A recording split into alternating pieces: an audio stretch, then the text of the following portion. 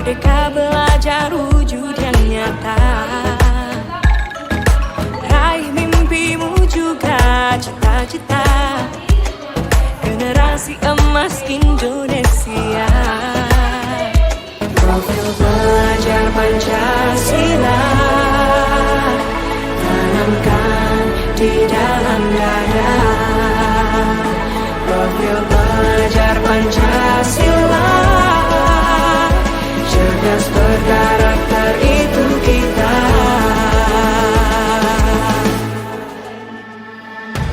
Beriman dan bertakwa pada Tuhan Yang Maha Esa. Berakhlak mulia, berkebinekaan global kita. Gotong royong, berjiwa mandiri, berpikir kreatif dan bernalar kritis. Perbedaan bukan suatu halangan untuk kita saling bergandeng tangan. Bhinneka Tunggal Ika, semboyan negeri kita yang harus kita jaga bersama. Profil pelajar Pancasila tanamkan di dalam dada. Profil pelajar Pancasila, cerdas berkarakter itu kita.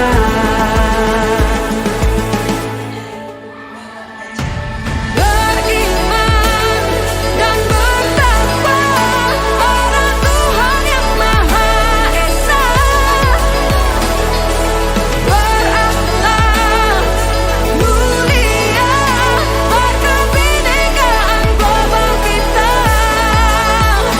Gotong royong, berjiwa mandiri, berpikir kreatif dan bernalar kritis.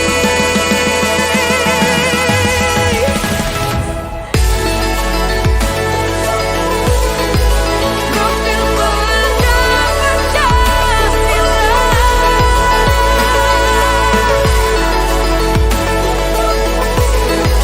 Profil pelajar Pancasila.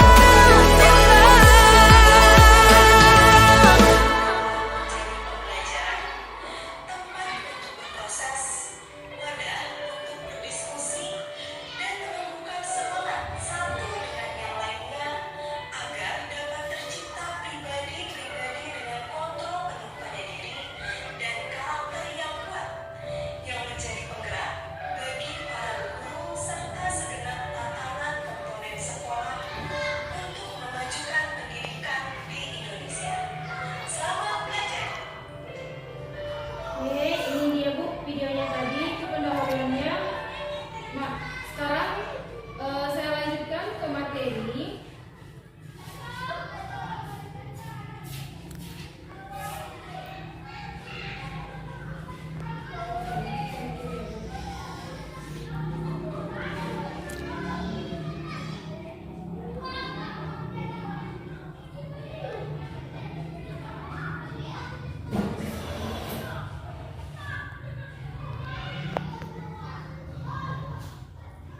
Nah, ini dia Bu. Seperti yang tadi di pendahuluan, bahwasanya budaya positif di sekolah itu sangat penting sekali, karena di mana di situ bagaimana kita menciptakan rasa aman, nyaman pada diri siswa kita supaya mereka bisa belajar dengan baik. Nah, kemudian juga itu pada siswa, pada guru juga seperti itu. Kita juga membutuhkan budaya positif sesama guru, rekan pejabat, kepala sekolah, orang tua siswa, dan seluruh masyarakat di lingkungan sekolah kita. Nah, itu ya yang berkepentingan di dalamnya. Kita harus bisa menciptakan budaya yang positif. Misalnya antara kita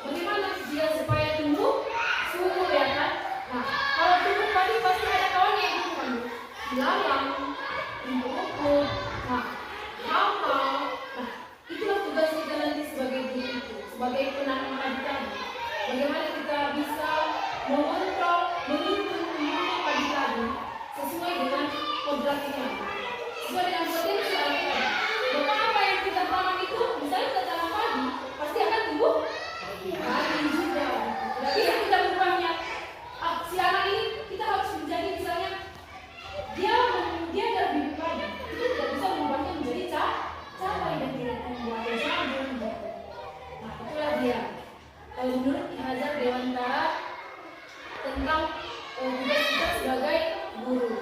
Nah, kemudian dengan demikian, salah satu tanggung jawab seorang guru adalah bagaimana menciptakan suatu lingkungan positif yang terdiri dari itu tadi warga sekolah, kemudian di mana warga sekolah itu harus bisa saling mendukung, saling belajar. Demikian juga seperti itu ya kan. Nah, kita kan selalu bertukar pikiran, misalnya tentang adanya masalah terhadap anak. Nah, ini bisa kita berdiskusi. Nah, kemudian saling bekerja sama sehingga tercipta kebiasaan-kebiasaan baik. Nah, kebiasaan-kebiasaan baik akan tumbuh menjadi karakter-karakter baik bagi warga sekolah, dan akhirnya karakter-karakter kebiasaan-kebiasaan baik akan membentuk sebuah budaya positif tadi. Misalnya kita kan misalnya pada melaksanakan upacara bendera. Nah, bagaimana kita melatih anak-anak itu supaya mereka itu sadar, memiliki kesadaran bahwasanya mereka itu pada waktu upacara itu tidak ribut. Dia mengenai tanggung jawab seorang guru. Jadi kita juga berperan di sini untuk menciptakan lingkungan positif tersebut. Oke, sesuai dengan standar pendidikan nasional. Nah, dalam rangka menciptakan lingkungan positif, maka setiap warga sekolah pemangku kepentingan. Nah, di sini pemangku kepentingan termasuk juga orang tua yang seluruhnya ya berkepentingan dalam pendidikan anak murid. Nah, pemangku kepentingan perlu saling mendukung, menghayati, menerapkan nilai-nilai kebajikan yang disepakati bersama. Kemudian, untuk menerapkan tujuan-tujuan tersebut, maka seorang pemimpin pembelajaran, nah yaitu kita sendiri ya, pemimpin pembelajaran, perlu berjiwa kepemimpinan sehingga dapat mengembangkan sekolah dengan baik agar terwujud budaya sekolah yang positif sesuai dengan standar pengelolaan yang telah ditetapkan. Nah, di sini tujuannya dari penerapan disiplin positif tadi adalah agar terbentuknya murid-murid yang berkarakter, disiplin, santun, jujur, peduli, bertanggung jawab, nah, dan merupakan pembelajar sepanjang hayat dengan standar kompetensi lulusan yang diharapkan. Nah, di sini otomatis siswa yang tadinya kita misalnya dari dia mempunyai potensi yang berbeda-beda, otomatis seperti tadi kita menanam padi, maka saya akan tumbuh padi kan. Nah, tapi dengan tumbuhnya padi itu apa yang kita harapkan bersamanya dengan padi kita? Nah, itulah dia anak tadi untuk mengembangkan potensi yang ada dalam dirinya. Nah, apa yang menjadi bekalnya? Nah, itulah dia, itu termasuk juga karakter, disiplin, santun, jujur, peduli, tanggung jawab, termasuk juga ke dalam profil Pancasila. Coba siapa yang ingat ini profil Pancasila? Siapa yang bisa menyebutkan ini? Salah satu profil Pancasila yang sering ini apa yang ibu kita sering ini di barisan buku kan sering baca ibu berkarakter, ya religius, kemudian mandiri, gotong royong, ya integritas. Itu yang sering kamu waktu ibu pikir kan sering juga ibu bikin kamu di lapangan supaya anak-anak kita itu tahu tentang profil pelajar Pancasila. Oke.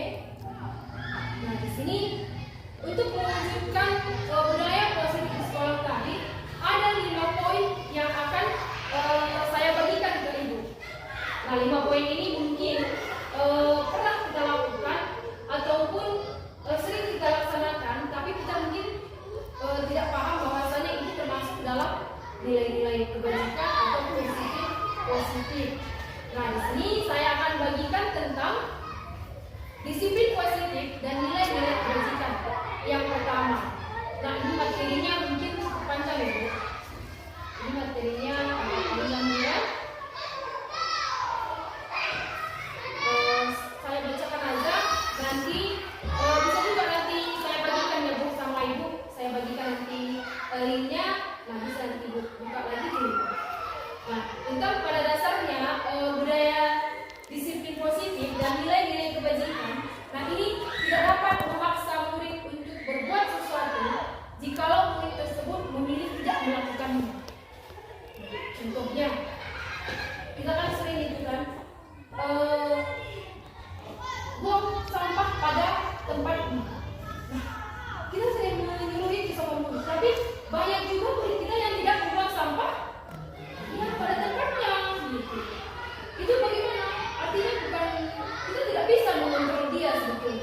Yang bisa mengontrol dirinya sendiri itu adalah dirinya dia sendiri, kita sendiri.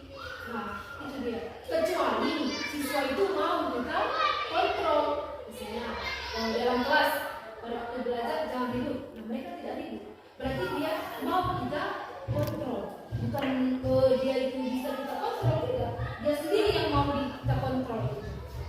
Kemudian ada di sini stimulus respon teori kontrol. Nah, realitas kebutuhan kita sama. Artinya kita anggap semua itu kebutuhan kita itu sama. Padahal realitanya kebutuhan kita itu berbeda. Sama seperti anak didik kita juga. Kebutuhan itu pasti semuanya berbeda. Kemudian kita contohkan lagi, kita mencoba mengubah orang agar berpandangan sama dengan kita. Ternyata bukan seperti itu realitanya. Kita berusaha memahami pandangan orang lain tentang dunia. Misalnya, kita bilang kalau misalnya roti itu enak, padahal ada anak yang tidak suka roti itu misalnya, berarti itu tidak enak. Nah, hampir sama dia seperti itu. Jadi pandangan kita itu berbeda, walaupun sama-sama roti kita itu. Itu salah satu perilaku. Kemudian ada perilaku buruk dilihat suatu kesalahan. Nah, sedangkan semua perilaku itu memiliki tujuan. Contohnya anak kita. Misalnya dia di dalam kelas, misalnya sering mengambil makanan kawan. Kita anggap itu buruk kan? Tapi dia itu ada tujuannya. Mungkin dia lapar. Di rumah dia tidak makan. Jadi hal yang buruk dilakukan anak tadi, siapapun dia, itu pasti mempunyai tujuan. Nah, sering juga anaknya itu mencuri uang kawannya. Mungkin dia tidak mendapatkan jajan. Jadi di sini dia melihat kawannya jajan, dia mau. Nah, jadi baik dia hal buruk maupun baik, nah, yang dilakukan anak itu pasti memiliki tujuan. Jadi itu terkadang kita lupakan. Karena kita kan mau marah-marah ya, padahal dia itu lapar ya kan. Tapi kita marah, jangan ambil makanan kawannya. Nah, itulah yang kita pelajari di sini, Bu. Kita berbagi di sini supaya nanti kita bisa membuat yang lebih baik lagi terhadap anak didik kita. Oke, nah di sini juga ada orang lain bisa mengontrol saya. Nah, sedangkan hanya kita yang bisa mengontrol diri kita sendiri. Nah, itu dia. Oke, tujuan dari disiplin positif ini adalah menanamkan motivasi. Yang ketiga pada murid-murid kita, menanamkan motivasi kepada murid-murid kita. Itu dia tujuan dari disiplin positif, yaitu untuk menjadi orang yang mereka inginkan dan menghargai diri sendiri dengan nilai-nilai yang mereka percaya bahwa itu adalah baik. Oke, makna disiplin. Nah, kita sering kan Bu, kalau kita dengar kata disiplin, kita sendiri aja sebelum pembelajaran ini. Kalau disiplin itu pasti kan kita berpikiran itu tepat waktu, harus tepat waktu ya kan. Segala hubungan dengan waktu harus konsisten ya kan. Kalau jam 8 gitu kan masuknya gitu. Nah, di sini kata mendengar disiplin, apa yang terbayang di benak kita? Pasti apa yang terlintas di pikiran Anda. Kebanyakan orang menghubungkan kata disiplin. Nah, kata disiplin dengan tata tertib, teratur, dan kepatuhan pada peraturan. Nah, sedangkan dalam budaya kita, makna kata disiplin itu dimaknai menjadi sesuatu yang dilakukan seseorang pada orang lain mendapatkan kepatuhan. Kita cenderung menghubungkan kata disiplin dengan ketidaknyamanan. Nah, bagaimana Ki Hajar Dewantara di sini? Pendapat Ki Hajar Dewantara tentang disiplin. Kita lihat, disiplin adalah pemikiran atau konsepsi keteladanan, sikap merdeka. Nah, menyatakan bahwa untuk mencapai kemerdekaan atau dalam konteks pendidikan kita saat ini, murid yang merdeka syarat utamanya adalah harus disiplin yang kuat. Nah, internal, maka memerlukan pihak lain untuk mendisiplinkan kita. Motivasi eksternal karena berasal dari luar, bukan dari dalam diri kita. Contohnya anak-anak setiap hari Senin memakai pakaian putih merah, ya Senin Selasa. Nah itu kan dari kita itu, makanya anak-anak itu bisa disiplin bahwasanya Senin Selasa itu memakai putih merah. Oke, selanjutnya lagi. Ini ada menurut beberapa ahli. Nanti saya bagikan aja ya Bu. Nilai-nilai kebajikan. Ini dia Bu, nilai-nilai kebajikan universal. Nah itu termasuk juga dalam profil pelajar Pancasila, di mana tujuan nilai-nilai kebajikan tadi adalah menyatakan bahwa setiap perbuatan memiliki suatu tujuan dan bisa disimpulkan sebagai organisasi saling memiliki nilai-nilai kebajikan yang sama. Nah, nilai-nilai tersebut bisa bersifat universal dan lintas bahasa, suku bangsa, agama maupun latar belakang. Yaitu dia bisa berupa ini, profil Pancasila tadi. Kemudian ada lagi ini sikap unik, toleransi, rasa hormat, integritas, empati, percaya diri. Kemudian lagi ini juga ada 9 pilar karakter yang baik juga. Ini semua tentang nilai kebajikan itu. Nah ada banyak sekali nilai-nilai kebajikan di sini. Nah inilah yang perlu kita tanamkan kepada siswa kita sehingga potensi yang berkembang pada dirinya tadi bisa dia berkembang dengan seutuhnya sesuai dengan programnya dan berkembang dengan nilai-nilai kebajikan di dalamnya. Oke, selanjutnya lagi. Yang kedua adalah teori motivasi, hukum, dan penghargaan serta restitusi. Nah, ini motivasi hukum. Kadang kita kan kalau misalnya kita dapat hadiah ya kan, juara 1, juara 2, juara 3. Ternyata itu juga bisa menghukum yang lain tanpa kita sadari. Kenapa? Dia dapat juara 1, pasti yang lain kecil hati. Nah, itu apabila kita sudah menjanjikan. Tapi kalau kita tidak menjanjikan, misalnya juara 1 tiba-tiba kita kasih hadiah begitu saja, nah itu tidak terlalu menghukum anak tersebut. Tapi kami juga kemarin kan pernah diskusi juga, bagaimana kalau misalnya dia kan pintar, pasti kan kalau nggak ada rewardnya dia nggak semangat ya kan? Nah itu loh tugas kita sekarang ini, tanpa reward yang kita berikan, si anak itu sadar betul bahwasanya dia harus belajar dengan rajin dan tekun untuk masa depannya. Nah itulah yang kita tanamkan kepada siswa-siswa kita supaya mereka kalau misalnya mengharapkan hadiah, kalau besok nggak ada hadiah, nggak semangat ya kan, nggak mengucapkan lagi, nggak ada hadiahnya.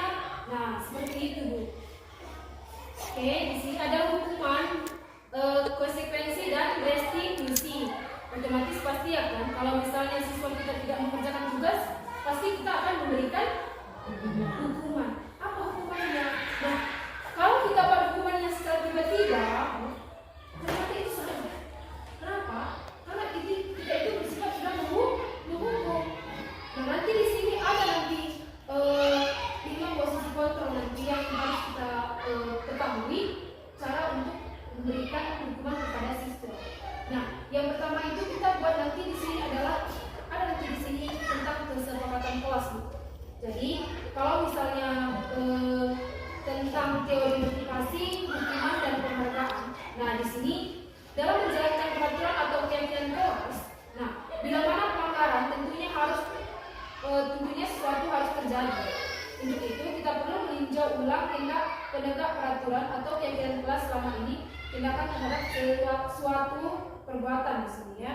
Misalnya pelanggaran ataupun kepatuhan. Nah, bagaimana yang dimaksud dengan identitas gagal ataupun sukses, hukuman, disiplin dan konsekuensi restitusi. Nah, di sini suatu yang menyatakan harus terjadi, sesuatu harus terjadi, restitusi merupakan pilihan tidak nyaman untuk murid dalam jangka waktu panjang. Misalnya tadi kalau kita menghukum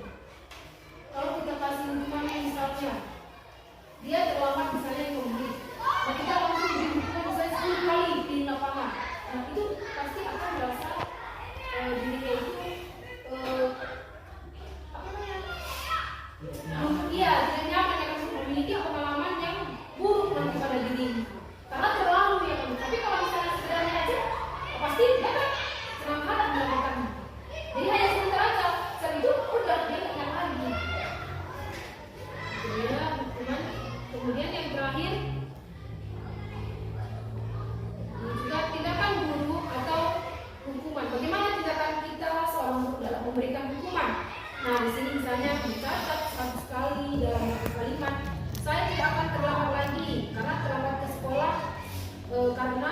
Terlambat ke sekolah, saya tidak akan terlambat lagi datang ke sekolah.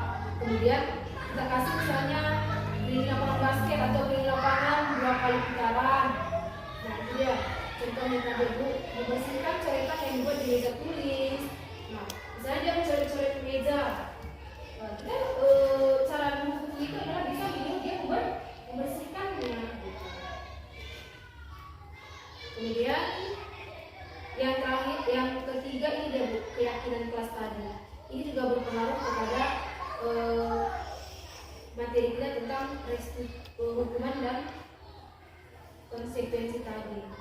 Nah, apa yang dimaksud dengan keyakinan kelas di sini? Nah, keyakinan kelas di sini adalah kita membuat suatu peraturan tadi dengan anak didik. Jadi kalau kelas pasti di kelas kita ya kan? Kita dengan anak-anak didik kita, misalnya kalau misalnya ribut dalam kelas, apa sanksinya kita buat? Nah, itu berarti kesepakatan bersama ya kan? Nah, jadi kalau ribut dia apa kita kasih konsekuensinya? Nah, nanti anak-anak pasti Bu mengerjakan tugas Bu, atau harus mengerjakan tugas tugasnya baru boleh istirahat Bu. Nah, itu kan keyakinan kelas kita Bu. Kita antara anak didik kita. Nah, mengapa kita memiliki peraturan tentang penggunaan? Misalnya contohnya kalau umumnya ini adalah mengapa kita memiliki peraturan tentang penggunaan helm pada saat mengendarai kendaraan roda 2 atau motor? Coba. Iya, untuk keselamatan Bu. Yang lain Bu? Rambu-rambu lintas. Rumah kebiaduan ya kan Bu. Nah itu untuk itu ya kan. Tapi ada juga yang pakai helm. Kalau kakak saya itu mengamalkan helm, pakai helm. Dia bukan dia tidak pakai Bu, supaya tidak kena abu mukanya. Iya. Kan itu udah zaman yang berbeda gitu. Nah itu dia. Itu salah satu contohnya tadi untuk membuat keyakinan kelasnya. Nah ada prosedur dalam pembuatan keyakinan kelas itu adalah ya Bu, ada beberapa ini. Mempersilakan warga sekolah untuk bercurah pendapat, misalnya siswa ataupun guru. Nah itu bisa apa pendapatnya, dituangkan semua di situ, baru dipilah-pilah nah ya kan dibuat ataupun disepakati bersama. Nah di sini setelah materi yang 1, 2, 3 yang saya jelaskan, nah sekarang coba kita amati dulu lingkungan sekolah kita. Nah saat ini bagaimana suasananya menurut Ibu? Kemudian bagaimana murid kita saling berinteraksi? Bagaimana guru saling bertegur sapa? Bagaimana guru menyapa murid? Bagaimana guru menyelesaikan suatu permasalahan atau konflik antar murid? Kemudian lagi suasana atau budaya yang berkembang di sekolah kita saat ini, nah secara tidak langsung menjadi cermin dari tujuan mulia, dari nilai-nilai yang sekolah, dari nilai-nilai yang sekolah miliki ataupun institusi yang kita anut dan kita yakini selama ini. Nah ini contohnya seperti kita bagaimana kita bertegur sapa. Pasti kita akan memberikan contoh yang baik terhadap murid ya kan. Nah itu semua untuk apa? Supaya menciptakan budaya positif tadi Bu. Supaya bisa kita menciptakan budaya positif itu, nah anak-anak pun bisa nyaman untuk menerima materi yang kita ajarkan. Oke Bu, karena udah agak siang, jadi kita breaking dulu ya, biar gak ngantuk, biar semangat lagi ya. Oke, ini Bu, biar saya buatkan mulai sedikitnya ya. Ya, sedikit lagi kita ya. Senang dulu kita. Iya,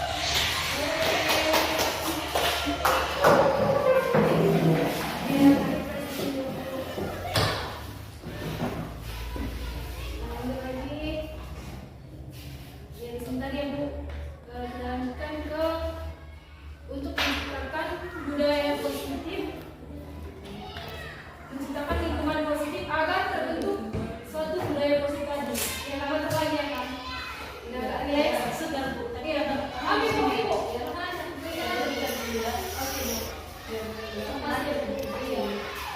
Ada semua lagi. Iya. Delay dulu. Ya. Delay dulu. Di sini saya lanjut lagi ya Bu. Untuk itu kita menciptakan lingkungan budaya positif agar terbentuk suatu budaya positif. Nah, suatu proses perjalanan pendidikan yang harus kita jalani. Nah, di mana budaya positifnya tadi, nah itu adalah bentuk proses yang kita lalui dan harus terjadi. Nah, di sini karena ini merupakan tanggung jawab kita sebagai seorang pendidik.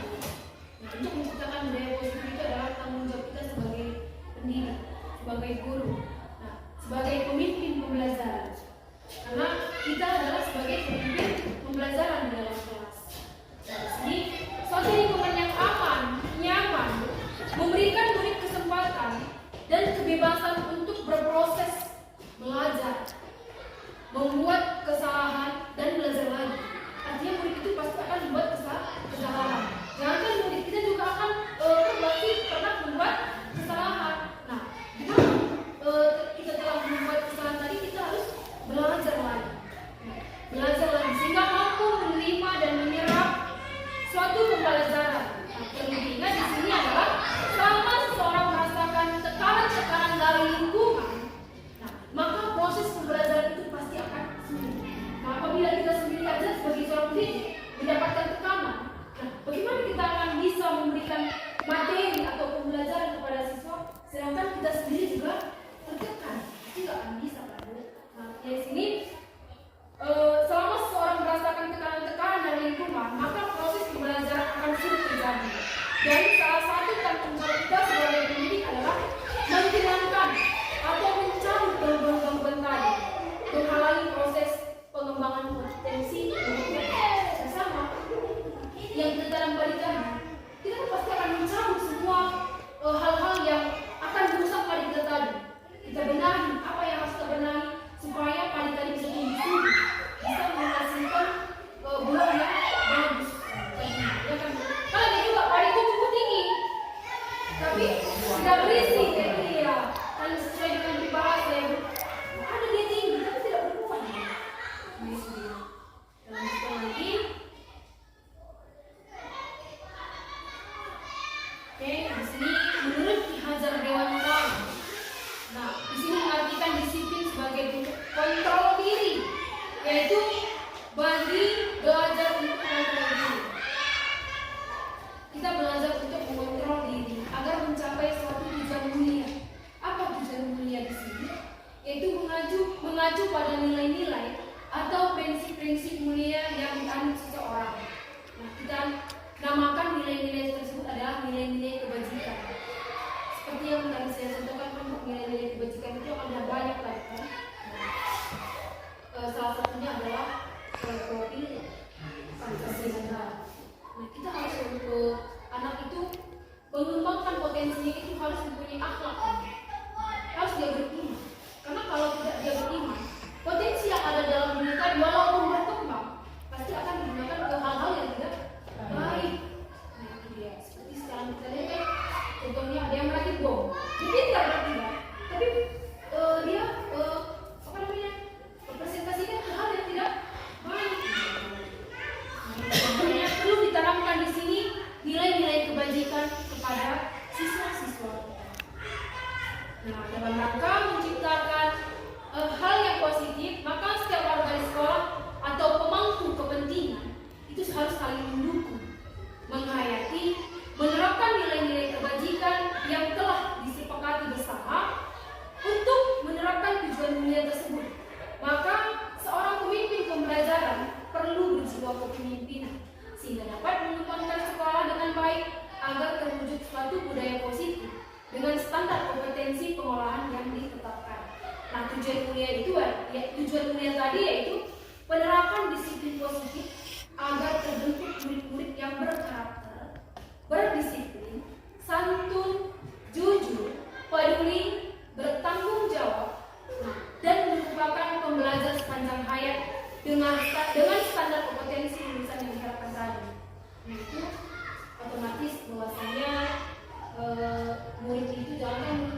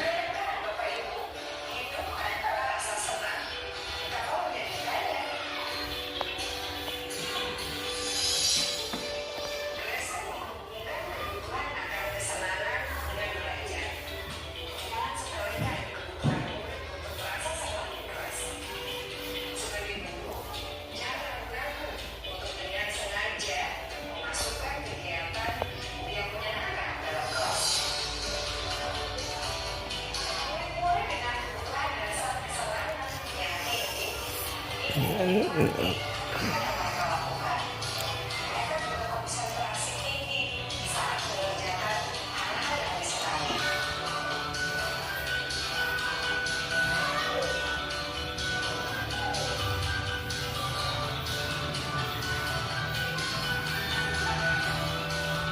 Kebutuhan yang kelima adalah kebutuhan akan penguasaan. Setiap murid memiliki kebutuhan untuk merasa kompeten. Menjadi terampil mengakui pencapaian dan keterampilannya. Menyenangkan, bisa membuat dampak berpengaruh, dan memiliki rasa kompeten. Oke, sampai sini sih yang 5 kebutuhan dasar. Nah, itu ada tadi 5 kebutuhan dasar yang harus dimiliki oleh siswa. Ada tadi 5, nah dimana kebutuhan 5 kebutuhan dasar tadi kita juga perlu melihat sama diri kita. Maksudnya kita harus juga perlu merasakan yang pertama yang contohnya itu merasa senang. Kita tidak perlu merasa senang supaya kita memberikan pelajaran kepada murid lebih semangat ya guys. Nah itu dia lima kebutuhan dasar manusia. Nah itu tidak berlaku hanya kepada murid, itu juga berlaku kepada kita sekarang ini. Oke, lanjut. Ini yang sedang saya jelaskan 5 posisi kontrol. Nah, bagaimana yang dimaksud dengan 5 posisi kontrol? Nah di sini saya akan juga putarkan videonya. Penjelasan tentang 5 posisi kontrol pada murid.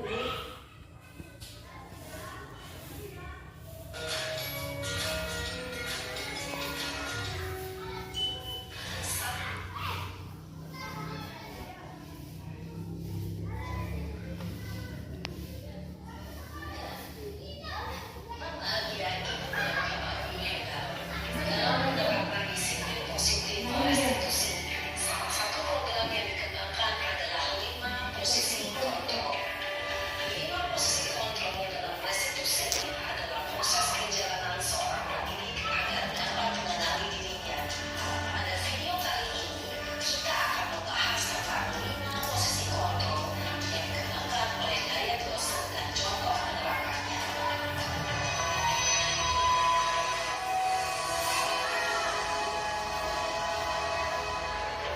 5 posisi kontrol itu adalah 1. Posisi menghukum.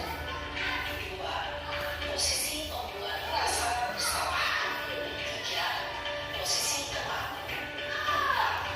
Posisi pemantau atau monitor. Dan 5. Posisi manajer. Untuk lebih memahami 5 posisi tersebut, mari kita saksikan.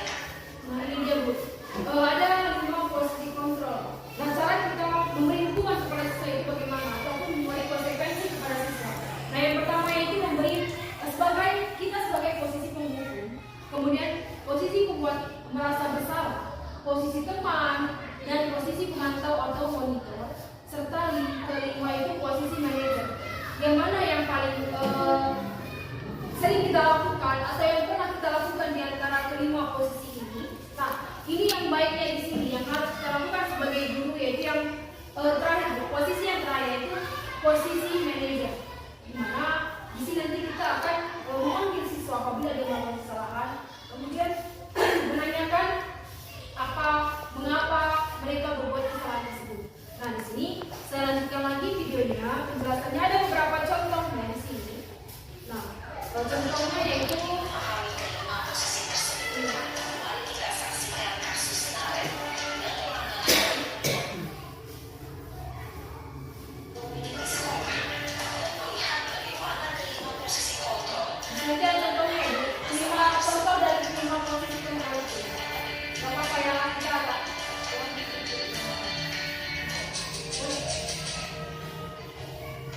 Ini yang beberapa gambar posisi kontrol. Yang pertama yaitu di sini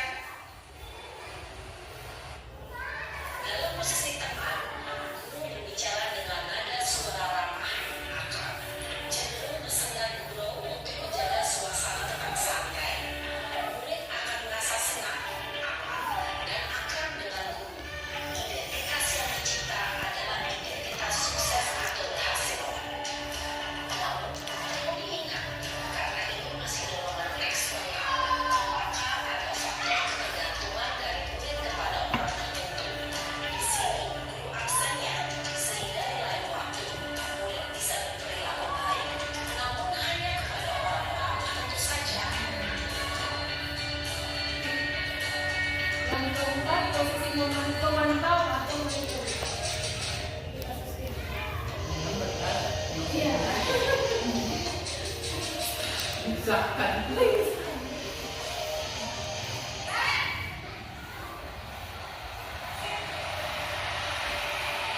Selamat pagi, Bu. Ngaren, apa peraturan di sekolah kita tentang jam berapa kita harus masuk sekolah, nak?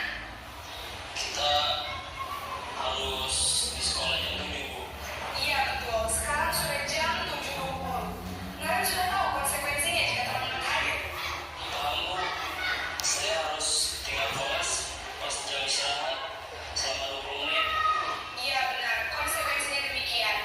Jadi nanti jam 9.30 pas istirahat, kamu harus tinggal di kelas, kerjakan tugas tambahan untuk ketertinggalan kamu, ya. Baik, Bu.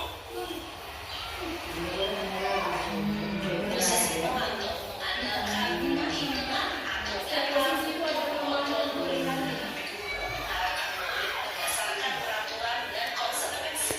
Seorang pemantau menunjukkan bahasa tubuh dan ekspresi wajah dan kata yang cenderung formal.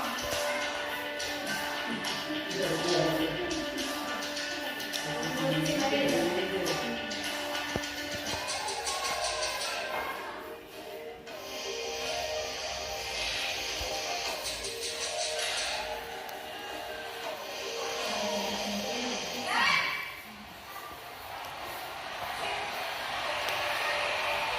Selamat pagi, Bu. Selamat pagi, Raren. Maaf, Bu.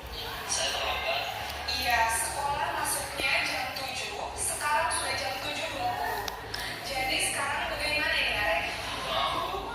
Saya lupa sarapan saya semalam. Baiklah, menurut kamu, keyakinan sekolah yang mana yang perlu kamu tingkatkan? Menghargai diri sendiri dan orang lain mungkin, Bu. Setuju. Jadi, apakah Raren meyakini prinsip saling menghormati tersebut? Iya, Bu. Saya meyakininya. Apakah Raren bersedia memperbaiki masalah keterlambatan ini? Bersedia, Bu. Bagaimana kamu akan perbaiki masalah keterlambatan ini? Saya akan coba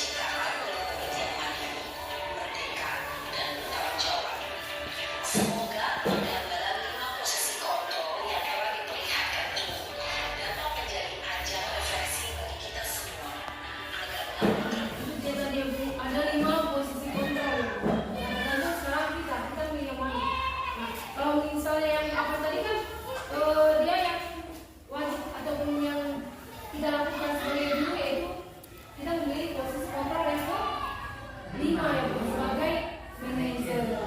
Nah, seperti yang telah dikatakan di sini bahwasanya untuk menciptakan kita ataupun mendapatkan ataupun membentuk manajer itu tidak mudah, pasti akan membentuk suatu proses juga ya. Nah, tujuannya di mana di sini ada seorang guru yaitu menciptakan murid yang mandiri, merdeka dan bertanggung jawab. Nah, ini dia tujuannya dari kelima posisi kontrol tadi. Nah, terakhir ya Bu. Terakhir di sini adalah tentang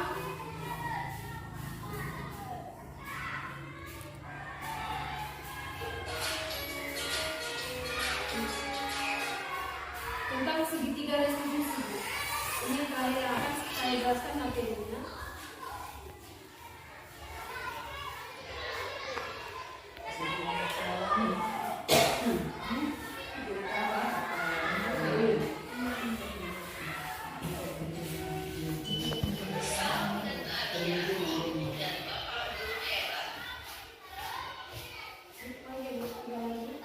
Ini materi kita yang terakhir tentang segitiga restitusi. Pada video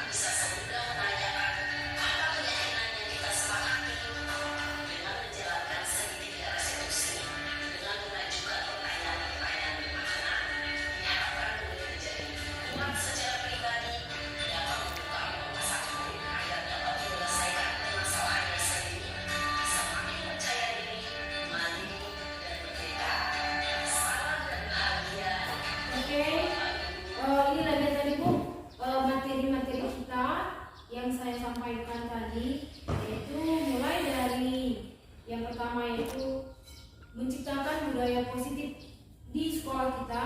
Nah, yang pertama itu di mana budaya positif tercipta apabila yang pertama ada nilai-nilai kebajikan di dalamnya.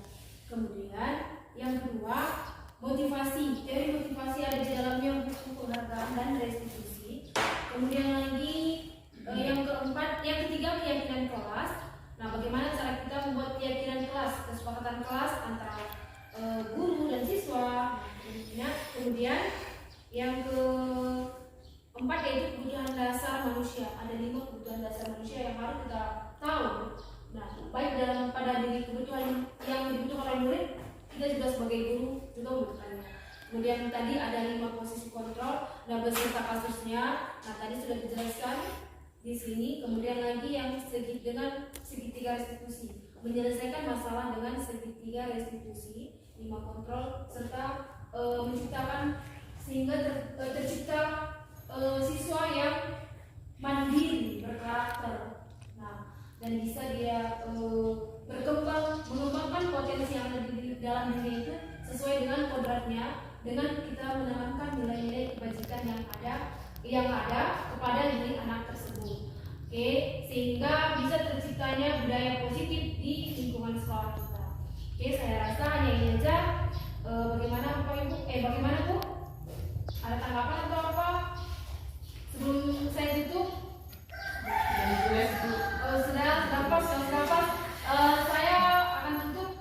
Semoga apa yang materi yang saya sampaikan tadi bermanfaat bagi kita, dan nantinya akan saya berikan juga nanti materinya ya Bu ke grup kita. Nah, saya ucapkan terima kasih atas waktunya Ibu. Dan tadi kita kan lupa berdoa tadi ya Bu pas mulai acaranya ya. Jadi sekarang kita tutup dengan doa ya Bu. Nah, mari kita berdoa supaya kita nanti sampai di rumah dengan selamat dan sehat. Doa kita mulai. Doa selesai. Oke, sekarang sudah selesai, kita boleh pulang. Terima kasih.